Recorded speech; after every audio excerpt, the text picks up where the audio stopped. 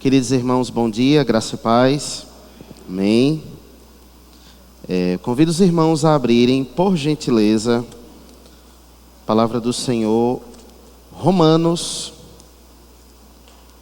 capítulo 12, dos versos 9 ao verso 21. Romanos, capítulo 12, do verso 9 ao verso 21. A versão a qual estou lendo, a palavra de Deus é Nova Versão Atualizada, a NAA. A palavra do Senhor diz assim, verso 9. O amor seja sem hipocrisia, odeie o mal e apegue-se ao bem. Amem uns aos outros com amor fraternal. Quanto à honra, dei sempre preferência aos outros. Quanto ao zelo, não sejam preguiçosos, sejam fervorosos de espírito, servindo o Senhor. Alegrem-se na esperança, sejam pacientes na tribulação e perseverem na oração. Ajudem a suprir as necessidades dos santos, pratiquem a hospitalidade. Verso 14. Abençoe aqueles que perseguem vocês. Abençoem e não amaldiçoem. Alegrem-se com os que se alegram, e chorem com os que choram. Tenham o mesmo modo de pensar de uns para com os outros. Em vez de serem orgulhosos, sejam solidários com os humildes. Não sejam sábios aos seus próprios olhos. Não paguem a ninguém mal por mal. Procurem fazer o bem diante de todos. Se possível, no que depender de vocês, vivam em paz com todas as pessoas. Meus amados, não façam justiça com as próprias mãos, mas deem lugar à ira de Deus, pois está escrito, abre aspas, a mim pertence a vingança, eu é quem retribuirei, diz o Senhor, fecha aspas. Verso 20, façam o contrário, abre aspas, se o seu inimigo tiver fome, dê-lhe de comer, se tiver sede, dê-lhe de beber, porque, fazendo isto, você amontoará brasas vivas sobre a cabeça dele, fecha aspas. Verso 21 e último, não se deixe vencer pelo mal, mas vença o mal com o bem. Até aqui, esse é o texto. Deixe sua Bíblia aberta. Vamos orar um pouco mais. Rogar pela graça de Cristo sobre nós. Amado Cristo, nós somos gratos a Ti, Senhor, por esta preciosa oportunidade de estarmos na Tua presença, nesta manhã tão agradável, Senhor. Muito obrigado. Obrigado por nossa comunidade de fé, aqueles que rotineiramente nos acompanham de forma remota. Muito obrigado pela vida de cada um deles. Obrigado, Senhor, por neste primeiro dia, 1º de março de 2026, o Senhor nos traz à Tua casa. Obrigado. Nossa gratidão no coração de estarmos diante de Ti e diante da Tua palavra. Nossa oração, Senhor, é que essa exposição ela possa ser feita de forma fiel, com base na Tua Escritura, naquilo que o Teu Filho escreveu aos Romanos, que Teu Espírito Santo nos conceda condição necessária, Senhor, para que as aplicações, a exposição, tudo seja feito com decorosidade. Tudo seja pregado conforme converge para o Teu santo Evangelho. Tem misericórdia de nós, Senhor, e nos ajuda nesta manhã, para que possamos retornar para as nossas casas com a compreensão fiel da Tua Santa Escritura. E assim nós somos gratos a Ti, pelo santo e excelso nome de Cristo. Amém. Meus queridos irmãos, chegamos ao capítulo 12. E o capítulo 12 em diante implica algumas questões interessantes para a gente pensar. Se fôssemos dividir, ou se for a nossa intenção, dividir a epístola de Romanos de uma forma didática, desde aquilo que nós estamos estudando no capítulo 1, a tudo aquilo que nós vamos estudar até o fim da epístola, isso quando alcançarmos, com a graça de Deus, o capítulo 16, eu poderia, de forma bem panorâmica, bem didática, bem resumida, dizer que a epístola de Romanos, ela divide-se numa introdução. Essa introdução ela está no capítulo 1, do verso 1 ao verso 15. O escritor da epístola se apresenta, que no caso é o apóstolo Paulo. Temos esse ponto principal de introdução. Via de regra, esse é o ponto principal da introdução de qualquer epístola. Nós temos uma tese, vamos partir de uma tese, alguns comentaristas e alguns teólogos que analisam a epístola aos Romanos partem dessa tese, a tese no capítulo 1, verso 16 e verso 17, versos muito conhecidos nossos. E aí nós temos duas grandes partes, vamos dizer assim, da epístola de Romanos. A primeira, ela tem um arcabouço mais teológico, que ela parte do capítulo 1, do verso 18, e ela vai até o capítulo 11, no verso 36. O que nós teríamos, Leandro, no caso, como pontos principais desse arcabouço mais teológico? A pecaminosidade universal, todos pecaram, carecem da glória de Deus. A justificação pela fé, somos salvos pela fé somente. O justo viverá pela fé. Terceiro, a nova vida em Cristo. E ali que nós vamos encontrar, sobretudo, nos capítulos 9, capítulos 10 e capítulos 11, o plano de Deus para com Israel. Inclusive, é importante ressaltar que, como nós somos bem conhecedores, o apóstolo Paulo ele não conhecia em loco essa comunidade a qual ele escreve. Mas lá no capítulo 16, quando nós chegarmos nele, os irmãos verão que Paulo, ele tinha contatos com amados irmãos, os quais viviam nessa comunidade. Então, os temas relacionados sobre a questão de israelitas e judeus, os irmãos vão lembrar esse arcabouço principalmente no capítulo 9, o qual nós entendemos o plano de Deus para com Israel. Então, dá-se a entender, ou melhor, é perceptível que na igreja de Roma existia ainda uma polaridade muito presente na época de Paulo. A polaridade em que havia judeus nessas comunidades, judeus convertidos ao cristianismo, mas que eles ainda obedeciam a rudimentos da fé judaicas. E havia também dentro dessas comunidades os gentios. Os gentios, os quais eles não vinham de uma descendência de fé abraâmica, mas que na verdade eles conheceram o Evangelho, conheceram a Cristo Jesus e faziam parte dessa comunidade. Meus queridos irmãos, pense comigo em alguns segundos.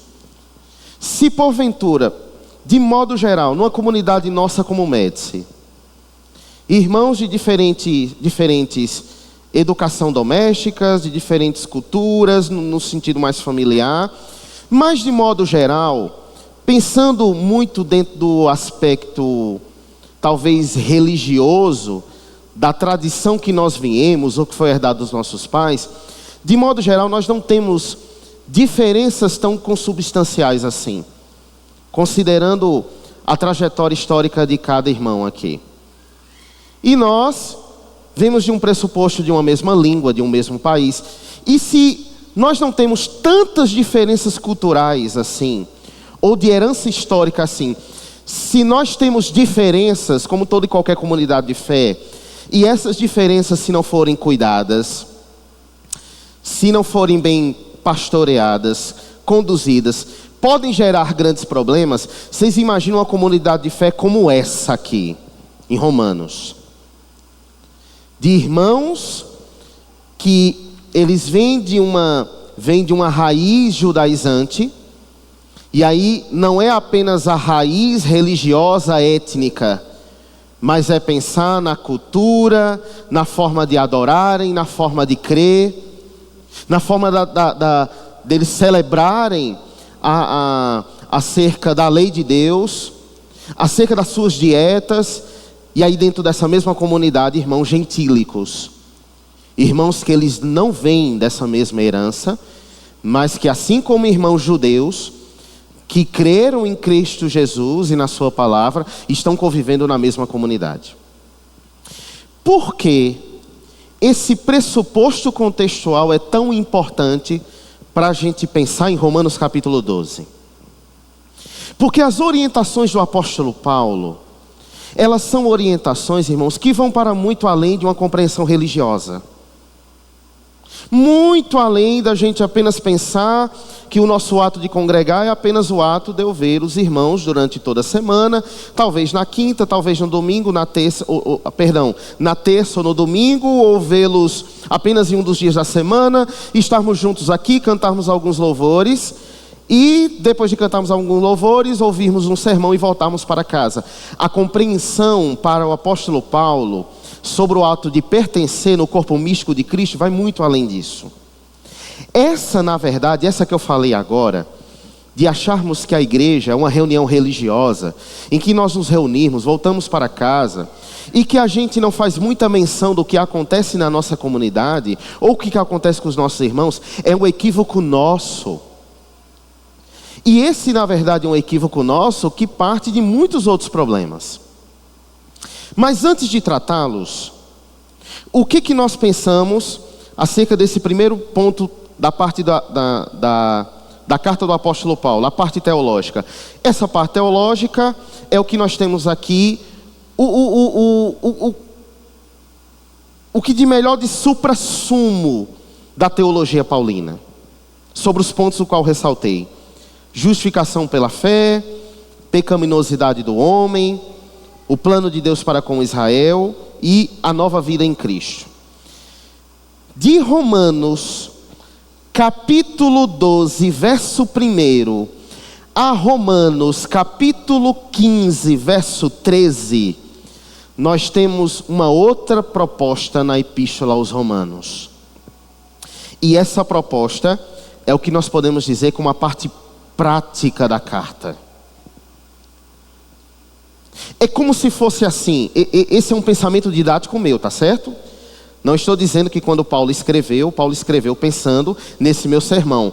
O meu sermão é que está pensando a partir da escrita de Paulo. Mas de uma forma didática, tentando aplicar isso, é como se fosse assim. Nós, à luz do que nós temos em Romanos, do capítulo 1 ao capítulo 11, é o que de forma substancial nós precisamos de teologia, de doutrina, de pressuposição de fé, para que tudo isso possa deixar que a minha fé esteja muito bem embasada.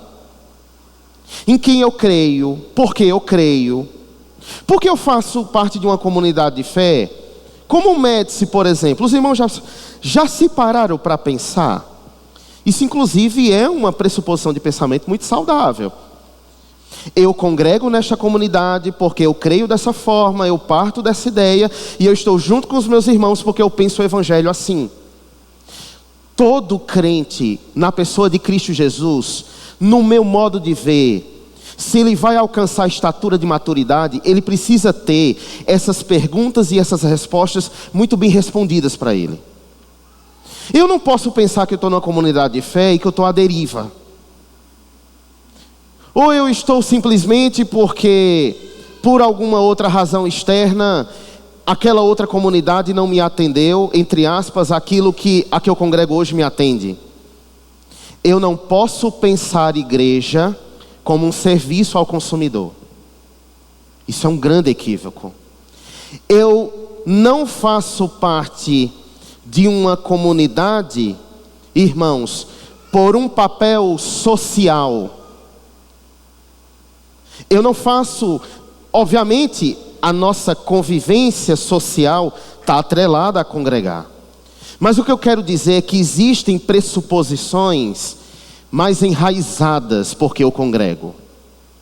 Por que eu faço parte desse corpo? Porque eu estou debaixo da liderança pastoral vocacionada que eu estou. Porque os meus irmãos do Médici creem dessa forma, dessa maneira. Isso é muito importante. Então, no meu modo de ver, pensar em Romanos, capítulo 1, até o capítulo 11, para o apóstolo Paulo, é como deixar isso muito bem respondido. Queridos irmãos aos romanos, é como se fosse: vocês têm aqui o pressuposto de teologia que vocês precisam para ter uma fé saudável. Mas de Romanos capítulo 12, capítulo 13, capítulo 14, capítulo 15, a pergunta é: queridos irmãos aos romanos, isso é uma didática, isso é uma pressuposição minha, tá certo? Queridos irmãos aos romanos, o que vocês vão fazer com toda essa teologia? Onde ela vai fazer parte da sua vida? Em que você vai adequar isso?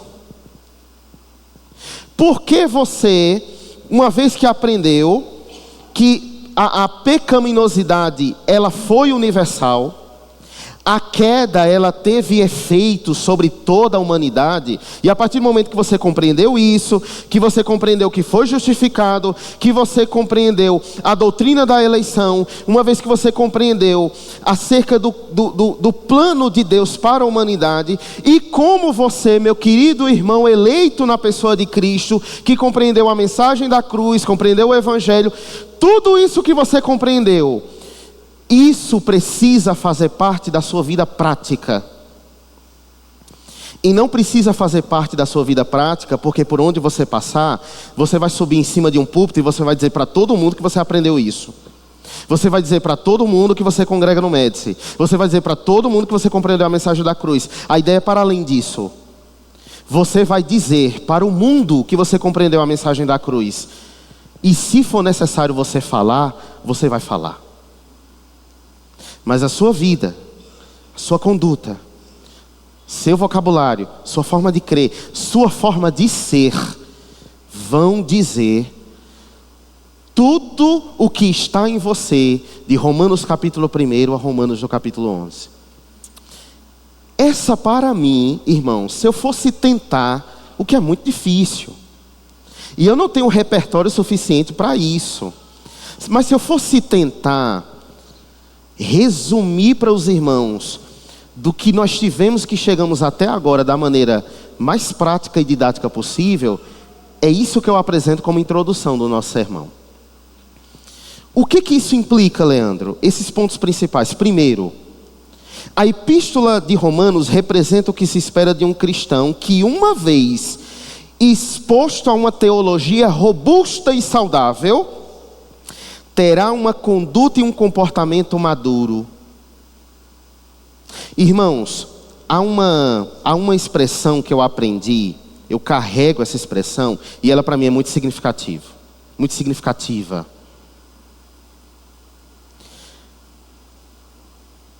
A minha teologia precisa caminhar em equilíbrio com a minha devoção a Deus. A minha teologia, ela precisa caminhar em equilíbrio com a minha vida pública. Para mim, a minha teologia tem que caminhar de forma harmônica com quem eu sou como professor, como marido, como ovelha, como colaborador de uma empresa. Minha teologia, por mais robusta que seja, a sã doutrina, por mais robusta que a gente receba no nosso púlpito local, e glória a Deus por isso, ela não pode responder mais do que minha piedade. O que esse panorama da epístola aos Romanos de Paulo nos evidencia? Se a epístola do apóstolo Paulo fosse escrita talvez até Romanos capítulo 11, e ali Paulo encerrasse. Talvez, e isso não tornaria o documento menos inspirado. Isso não tornaria o documento menos importante, não para mim. Isso não tornaria o ministério do apóstolo Paulo menor.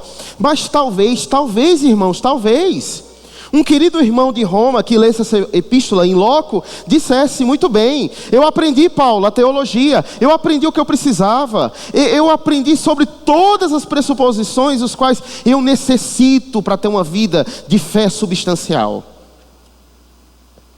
Mas o que eu vou fazer com isso? Para onde eu aplico isso? Irmãos, entrar no texto partindo dessa perspectiva, eu acredito que nos dá um olhar mais prático sobre o texto. Aí perceba como é que Paulo começa o versículo 9. O amor seja sem hipocrisia, odeiem o mal e apeguem-se ao bem. Primeiro ponto de Paulo no versículo 9. Irmãos, tentando dividir um pouco de forma didática nossa breve exposição de hoje de manhã, eu acho que a gente pode olhar Romanos 9 a 21 sobre dois grandes blocos. No primeiro bloco, do verso 9 ao verso 13, é como se fosse uma compreensão de aplicação prática da nossa vida para com os nossos irmãos e para com Deus. É interessante que o apóstolo Paulo começa o versículo 9 com o amor. Muito interessante. Não é a primeira vez, inclusive, que o apóstolo Paulo traz essa compreensão de amor, irmãos, dentro dos seus escritos. Vale lembrar, por exemplo, aquilo que ele escreve lá em 1 Coríntios capítulo 13. Outra coisa que me chama a atenção, quando Paulo escreve em 1 Coríntios capítulo 13 sobre o amor, Paulo está pensando numa perspectiva sobre comunidade. Mais uma vez, quando Paulo escreve sobre amor aqui em Romanos no capítulo 12, a partir do verso 9, Paulo também para nós tem uma compreensão sobre comunidade. Detalhe, Paulo não está tratando aqui a concepção de amor numa perspectiva emocionalista. A ideia não é amor eros, uma perspectiva mais carnalizada. A perspectiva aqui está dentro de uma concepção fraternal de amor. Detalhe, o apóstolo Paulo diz assim: o amor seja sem hipocrisia. A palavra hipocrisia aqui, na época de Paulo, ela está atrelada a um sentido dramatúrgico. Sobretudo que nós temos a grande herança do teatro e da dramaturgia na Grécia. Os irmãos conhecem o ícone de representação de arte dramatúrgica, em que nós temos duas máscaras, uma representando um rosto feliz e um rosto triste. Na época de representação de Paulo, provavelmente, as peças tinham mais ou menos a seguinte conotação. Alguém para que representasse um personagem feliz ou triste, ele apenas colocava a máscara como uma maneira externa de representar isso. Por mais que ele representasse alguém triste, ele poderia estar sorrindo, mas ninguém veria, porque a imagem que as pessoas têm é da máscara. Qual é a aplicação aqui que o apóstolo Paulo nos apresenta no versículo 9? Que o amor para com os irmãos, ele seja sem representação. Que o amor para com os irmãos, o amor fraternal para com os outros, seja sem hipocrisia, sem máscaras. Meu querido irmão, eu sei que, via de regra, isso até é uma questão muito óbvia para nós, que compreendemos a mensagem de Cristo. Eu não posso trocar o cálice da ceia com meu irmão hoje, e na esquina amanhã, com uma língua maldosa, de forma pejorativa, indecorosa, falando mal do meu irmão. Essa é a aplicação a qual nós podemos ter a partir do que Paulo pensa em versículo 9. Eu não posso, eu não devo.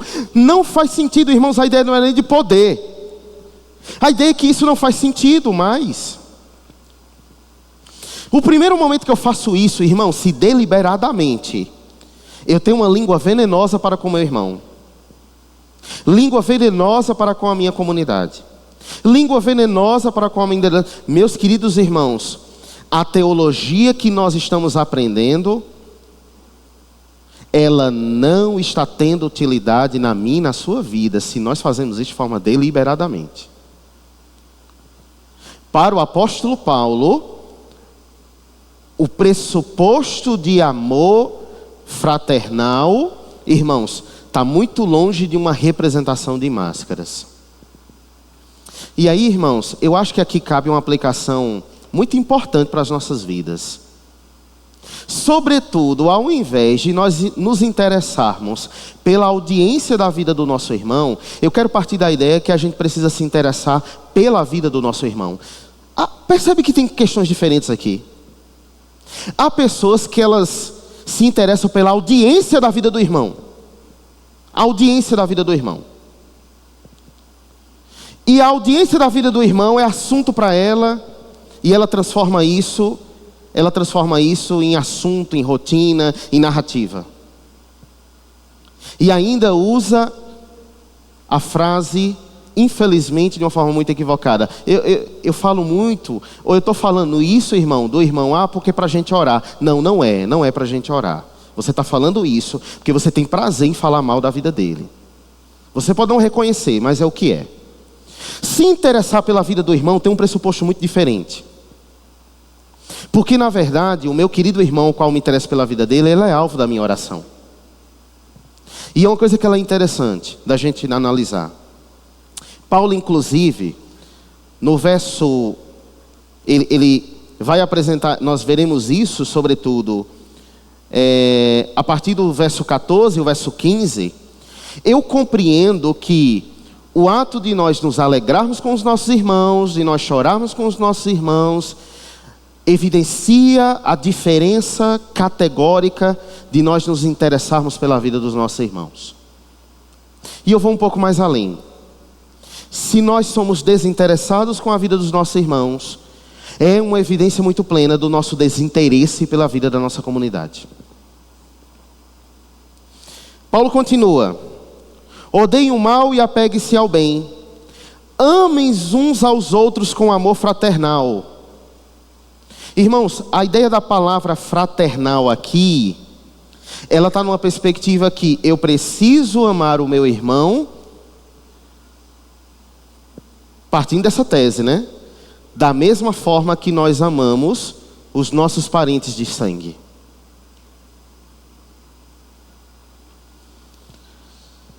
Fazer parte do corpo místico de Cristo, irmãos, é pertencer. É pertencer. O lugar que nós estamos, o lugar que Cristo nos leva a congregar, o lugar que pelas nossas razões, e que sejam as mais saudáveis possíveis, nos decidem congregar, é para muito além de apenas um ajuntamento público. Por isso que o apóstolo Paulo diz que se nós formos darmos as honras, que a honra sejam sempre de preferência aos outros. Irmãos, quão bom é conviver com pessoas gentis, educadas, amorosas, pessoas que fazem favor ao irmão com toda satisfação, com toda alegria. É notório isso, é perceptível nisso. Ele tem alegria de fazer isso. Para ele se alegra mais em doar do que receber. Porque na verdade, irmãos, dentro do corpo místico de Cristo, e aí me permito usar a analogia do próprio Paulo. A analogia do próprio Paulo, de olhando a igreja como corpo. É claro, irmãos, que eu não vou estar bem amanhã, por mais que tudo esteja funcionando muito bem, mas se eu tiver com a unha encravada, vai incomodar o dia inteiro. Usando essa analogia, irmãos, da mesma forma, nós não podemos nos colocar numa condição de satisfeitos se o nosso irmão perece, se o nosso irmão tem necessidade, se o nosso irmão carece de oração, se o nosso irmão carece de saúde, se o nosso irmão carece de alegria. Eu preciso de alguma forma me comprometer com isso. Uma coisa que a gente precisa pensar com base nesse texto, e é uma reflexão que a gente precisa fazer sempre, eu preciso fazer, sobretudo. Numa comunidade de fé como a nossa, é muito comum pedidos de oração. Absolutamente muito comum. Uma vez que, assim como eu, os irmãos também têm suas demandas e necessidades. Todos nós carecemos de orações. Mas há uma pergunta que a gente precisa carregar. As necessidades de oração da minha igreja, quantas vezes elas fazem parte da minha necessidade de oração? Quantas vezes eu oro pelo irmão que há 2 meses está doente e que toda terça, todo domingo pede oração por ele? Quantas vezes eu oro por ele? Para o apóstolo Paulo isso é muito claro.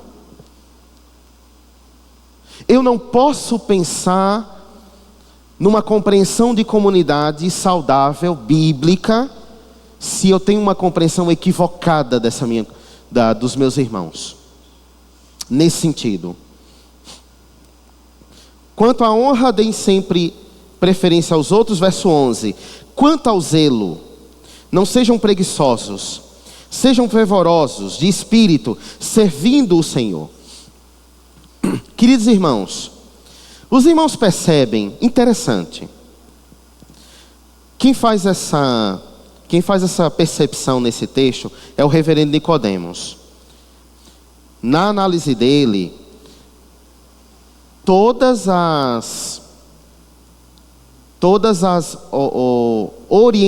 os conselhos práticos que Paulo dá, é como se partisse do versículo 9, do amor. Se eu tenho amor, eu amo com amor fraternal. Se eu tenho amor, eu dou honra. Se eu tenho amor, eu não sou preguiçoso. Irmãos, outra coisa, são conselhos práticos. Percebem os imperativos dos verbos? Os irmãos perceberam? Amem, deem, não sejam, alegrem-se, perseverem, abençoem. São conselhos práticos. O apóstolo Paulo está trazendo uma forma imperativa para que nós entendamos isso. O que nós entendemos no verso 11, por exemplo? O nosso amor para com os nossos irmãos, no meu modo de ver, é ao mesmo tempo uma representação do meu relacionamento para com Cristo. Se nós nos relacionamos bem com Cristo, nós nos relacionamos bem com a nossa igreja, eu não tenho dúvida, com a nossa comunidade. Se eu tenho um relacionamento honesto com Cristo, eu tenho um relacionamento honesto com a minha esposa. Se eu tenho um relacionamento honesto com Cristo, eu tenho um relacionamento honesto com a minha liderança. Isso está implicado aqui. Pessoas, infelizmente, que carregam muitos penduricalhos de relacionamentos mal resolvidos na vida, elas externam isso. Pessoas que passam de comunidade para comunidade, de comunidade para comunidade, e de onde ela passa, fica conflito, fica problema, fica fissura, fica intriga. Meu querido irmão, isso é para a vida. Ou a gente resolve penduricalhos ou vai carregar a vida toda.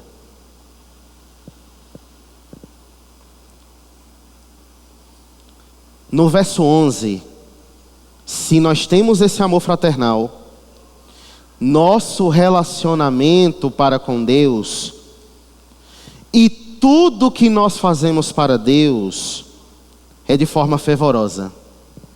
Sabe por quê? Sabe por quê? Compreenda isso. Tudo que nós servimos na nossa comunidade, nós servimos ao Senhor.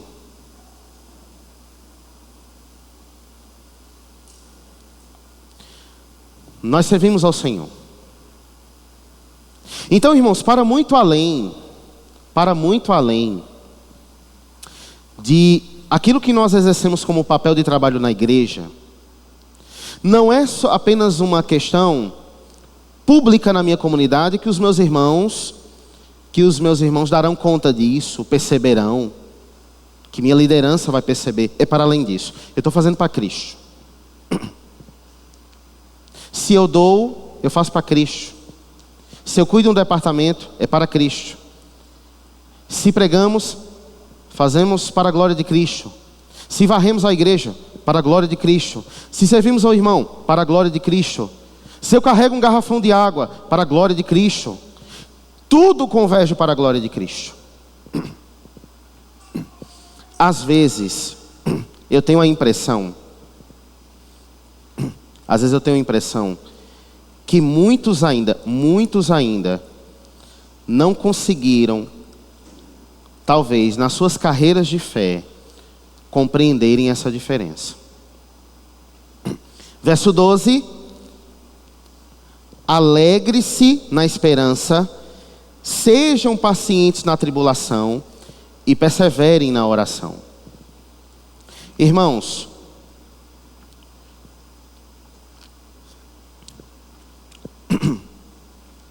os irmãos percebem, se você lê em casa Romanos 12, numa leitura devocional, irmãos, não sei se vocês notam isso, Paulo tem um ritmo acelerado aqui. É como Efésios do capítulo 1, do versículo 1 ao versículo 14.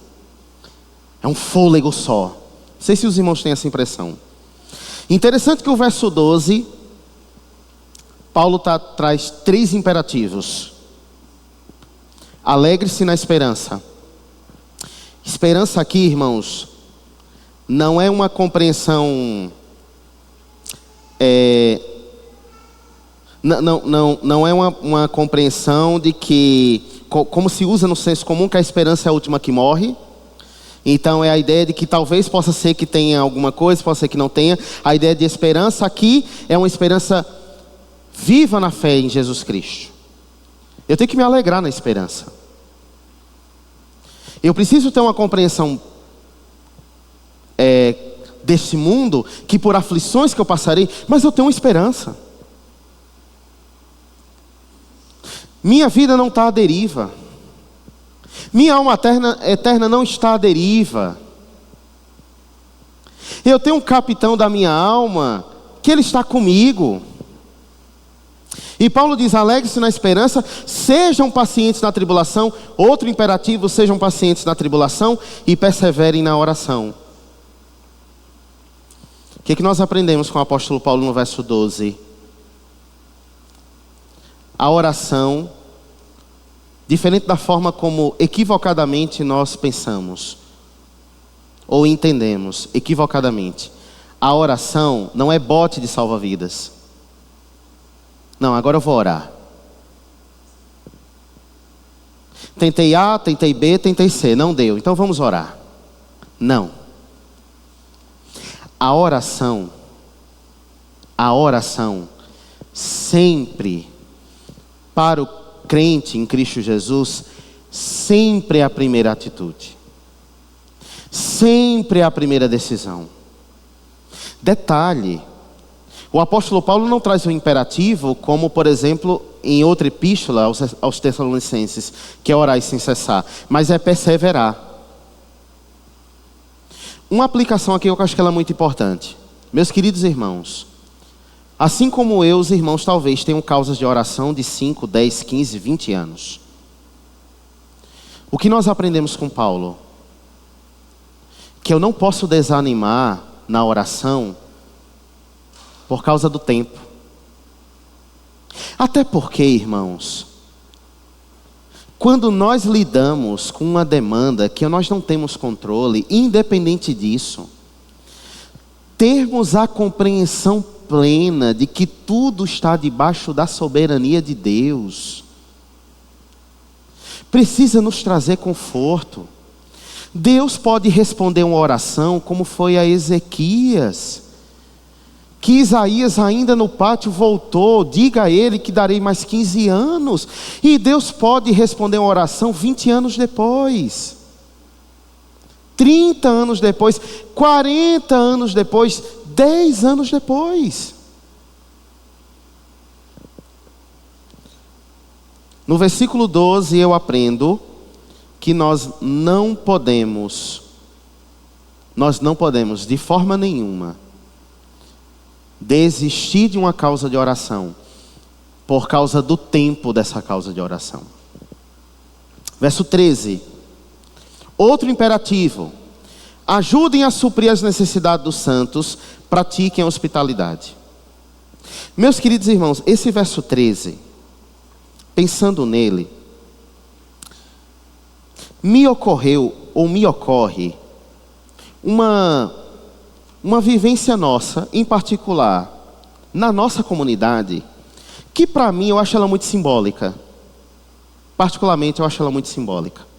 Via de regra, os irmãos que fazem parte da nossa comunidade, dos nossos cultos, sabem que toda primeira semana de cada mês, que é a semana que nós vivenciamos nosso ato memorial de ceia, a exemplo de hoje, nós fazemos uma campanha social na igreja. Sendo que isso é muito simbólico para mim. Para mim isso é muito simbólico. Quando Paulo diz, ajudem a suprir a necessidade dos santos. Sabe o que eu aprendo no primeiro momento? Quem acode a necessidade de um santo é o outro santo. Quem ocorre à demanda de um santo é o outro santo. Meu querido irmão, eu não posso trocar o cálice do suco de uva hoje à noite com o meu irmão, se ele está sem o fubá amanhã, para que ele tome café. E eu tenho conhecimento disso. Eu não posso, de forma nenhuma. Além disso, se há, por exemplo, na nossa comunidade de fé, esse ato simbólico para mim nessa primeira semana, ele me diz uma outra coisa muito importante.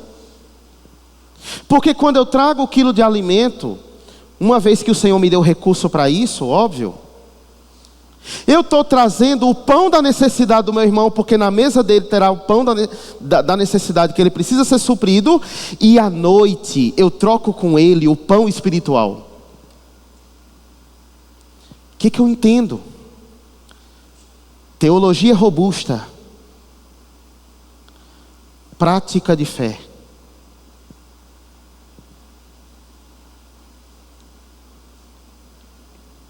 Isso é muito simbólico.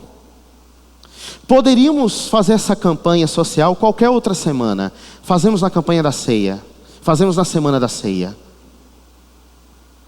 Eu não posso, meu querido irmão, eu não posso. Segundo, se o Senhor me presta recurso para isso, e eu posso trazer 1 quilo de alimento, 2 quilos de alimento, se o Senhor me deu recurso para isso, eu trazer, é um ato de eu falar para os meus irmãos, eu me preocupo com o pão da sua mesa. Eu me preocupo que você amanhã vai tomar café, almoçar e jantar. É a forma como eu vejo, como o apóstolo Paulo diz aqui. E aí, meu irmão, quando nós trocamos o cálice e o pão à noite, entenda como isso faz todo um sentido. Todo um sentido. Do verso 14 em diante, nós temos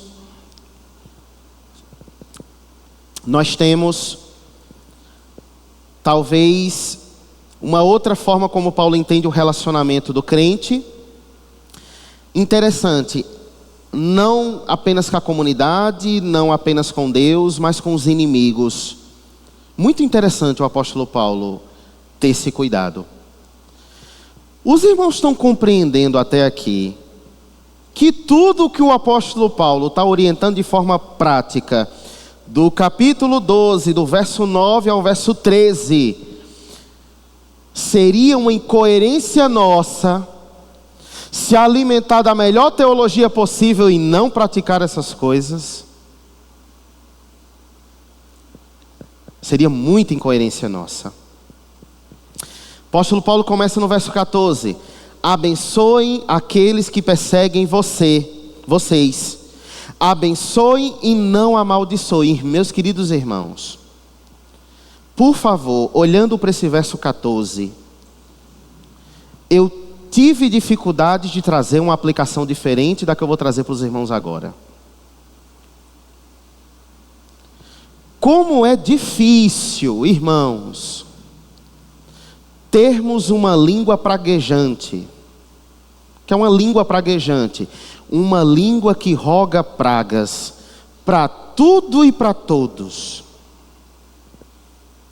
Meus irmãos, há irmãos na fé muito preciosos, no sentido de fazer parte de uma comunidade de fé. Pragueja salário, pragueja empresa, pragueja governo, pragueja o pastor, pragueja o cônjuge. Pragueja tudo, irmão, insatisfeito com tudo. Deus nos concedeu uma nova cosmovisão para que a nossa língua, ela seja uma língua que agracie, que abençoe, que encoraje. Fazer críticas justas é uma coisa. Ter uma palavra séria, sisuda, de forma decorosa é uma coisa. Amaldiçoar é outra. Detalhe, Paulo está falando em relação aos inimigos.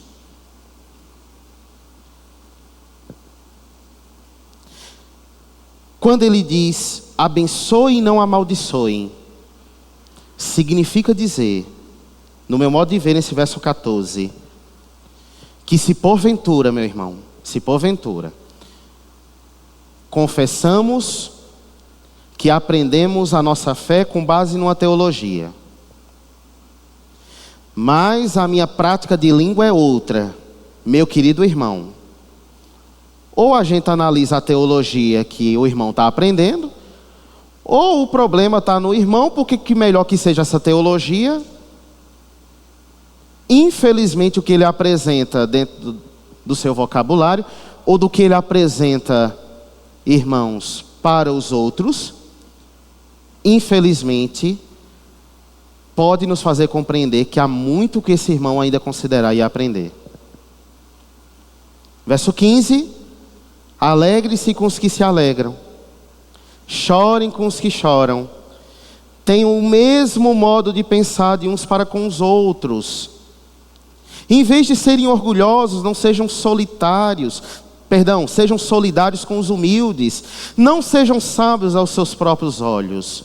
O que nós aprendemos com o apóstolo Paulo aqui? Primeiro, no meu modo de ver, quando o apóstolo Paulo diz, tem o mesmo modo de pensar um para com os outros. Irmãos, na minha compreensão, aquilo que o apóstolo Paulo nos possibilita compreender aqui, é que nós teremos sempre questões secundárias e que nós vamos discordar delas. E no meu modo de ver, isso não é problema. Questões secundárias que são discutidas, que são toleradas de forma saudável, decorosa. Ora, eu sou casado há 9 anos e eu tenho questões diferentes da minha esposa, naturalmente. Mas o que o apóstolo Paulo nos trata aqui na perspectiva sobre tenham o mesmo modo de pensar para com os outros, é porque na verdade, mesmo com as nossas diferenças, mesmo com as nossas questões, nós temos uma compreensão de fé solidificada na mesma pessoa, no mesmo evangelho, na mesma palavra, porque nós pertencemos a um povo do mesmo Deus. E as questões secundárias que são diferentes para com meu irmão, me faz ter empatia com o meu irmão, respeitar o meu irmão, ser decoroso com o meu irmão. É muito triste, no meu modo de ver, conhecer histórias de comunidades que tiveram rompimentos severos por questões secundárias. Rompimentos severos por questões secundárias.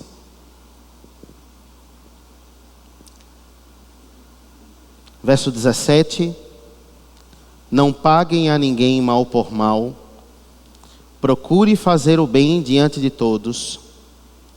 Verso 18. Se possível, no que depender de vocês, vivam em paz para com todas as pessoas. Irmãos,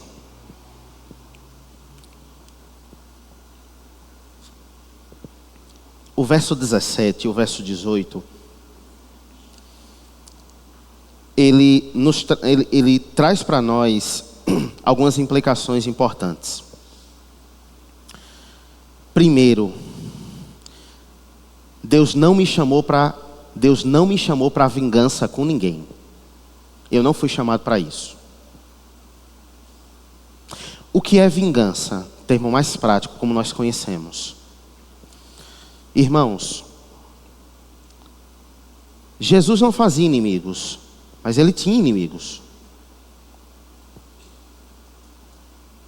Há irmãos que têm alguma compreensão tão equivocada de relacionamentos, que a forma como ele se relaciona com os outros é fazendo inimigos. Há uma diferença substancial. Uma vez que nós seremos perseguidos. Uma vez que haverá pessoas que de alguma forma elas trabalharão contra nós. Porque não gostam de nós. Ou porque tem inveja. Ou por causa da nossa fé. Ou por outra qualquer razão. Paulo nos orienta, se nós compreendemos a mensagem da cruz, nós não pagamos mal por mal. Nós pagamos o mal com o bem. E aí é interessante Paulo dizer que procurem fazer o bem diante de todos. Eu não vou fazer o bem a um porque eu posso receber algum tipo de prestígio dessa pessoa. Ou porque de repente essa pessoa, ela está condicionada num aspecto social e eu acho que eu vou ganhar alguma coisa por isso, então eu vou fazer o bem para ela. A ideia aqui é que devemos procurar fazer o bem para com todos. Se possível, olha o verso 18. No que depender de vocês, vivam em paz com todas as pessoas. Eu achei interessante o apóstolo Paulo trazer esse pressuposto. Primeiro, se possível. Ele traz uma condicional, olha o termo se aqui. E ele coloca um outro condicional, no que depender de vocês.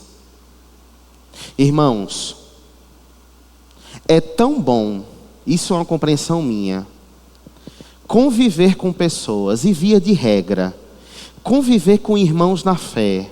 Quando eu falo conviver com irmãos na fé, não é só no contexto igreja, mas é num contexto mais global. Viver com pessoas que são pessoas bem relacionáveis, amorosas, educadas. Como é bom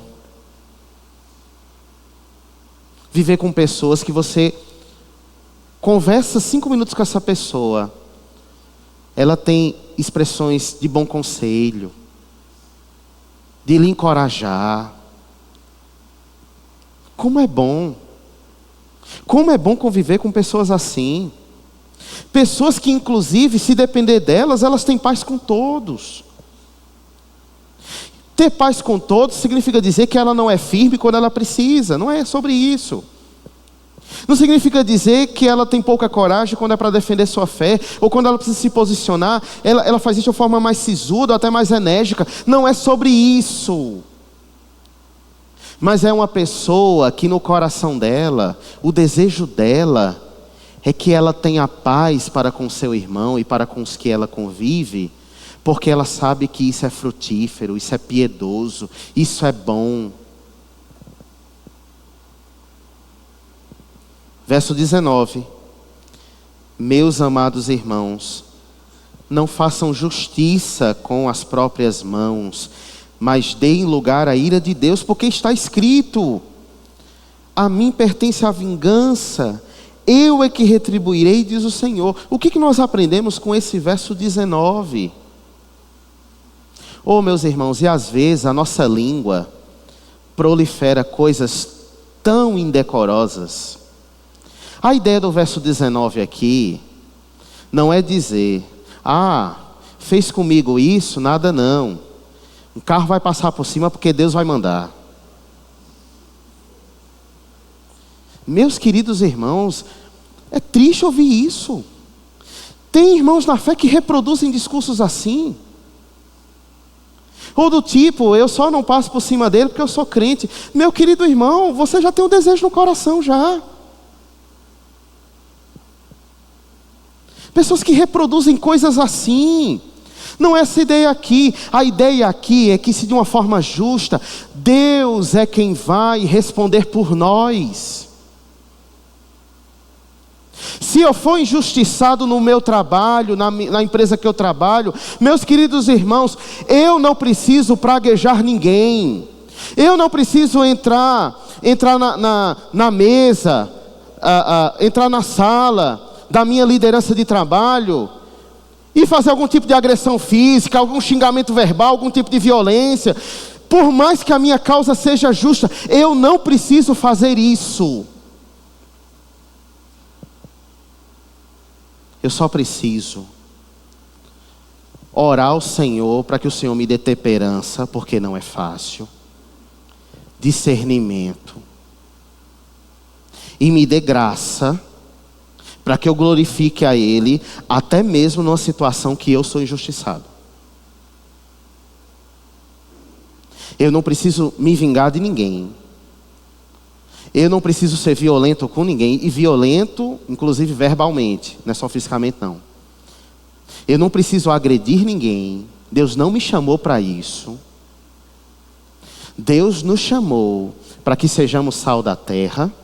E, irmãos, se tivermos de sermos enérgicos, firmes, que seja pregando o Evangelho e anunciando a Cristo. E se for necessário que a gente se posicione de forma firme, que isso seja com decorosidade, da forma apropriada e no momento adequado. É isso que eu aprendo com o apóstolo Paulo aqui. Aí o verso 20 para encerrar. Faça o contrário. Se o seu inimigo tiver fome, dê-lhe de comer. Se tiver sede, você dá de beber. Porque fazendo isso, você amontoará brasas sobre a cabeça dele. Fazendo isso, trazendo a aplicação do apóstolo a partir disso, nós estamos glorificando a Deus com o Evangelho. Porque eu vou dar de comer? Porque tem fome. Seja quem for. Porque eu vou dar de beber para quem tem sede, seja quem for. E vou fazer isso não praguejando, mas glorificando a Cristo. Verso 21. Verso 21. Não se deixe vencer pelo mal, mas vença o mal com o bem. Para mim, irmãos, essas são as resolutivas do apóstolo Paulo nesse capítulo 12. Duas conclusivas. Os nossos relacionamentos, sobretudo na nossa comunidade de fé, possuem implicações espirituais.